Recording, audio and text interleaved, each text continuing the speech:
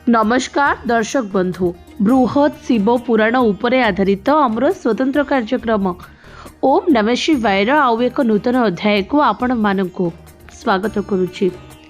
कुहा जाए भोलेनाथ भारी फुलाफाला, तांकु जिए जहा बर मागे महादेव तांकु प्रदान करिथांती।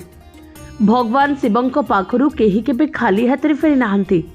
जी निज पूजा एवं भक्ति रे भगवान को खुशी करि पारिला, भगवान तार समस्त मनस्कामना पूरण करिथांती।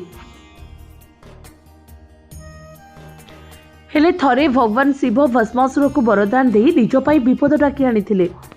हाँ दर्शक बंधु, थरे भस्मासुर कठोर तपस्यारे भगवान शिव प्रकट होई तांको बर मागिबाकू कहिले।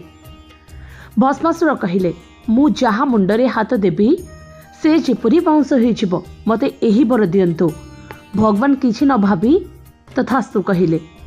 हेले एही समय रे भस्मासुर शिवंक उपरे संदेह हैला। भगवान शिव देइथिबा बर सत कि मिछ जानिबा पई चाहिले, तेणु से काहा मुंडरे हाथ रखिबे ताहा चिंता कले। तेबे एही समय रे सामने रे काहाकु न देखि शिवंक उपरे तांकर प्रथम परीक्षण करिबाकू चाहिले।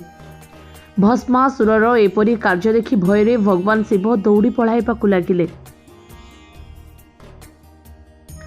शिव आगरे एवं भस्मासुर पछरे दौड़िले। दौड़ी दौड़ी महादेव जेतेबेले हालिया ही पड़िले, सेही समय भस्मासुर को शांत करबा पई विष्णु को मोहिनी रूप धारण करिपाकू पड़िला। आउ शेषरे भस्मासुर को विष्णु मोहित करितले, जहा फल से पाइथिबा बर तांको पई एक भयंकर अभिशाप पलटि गला।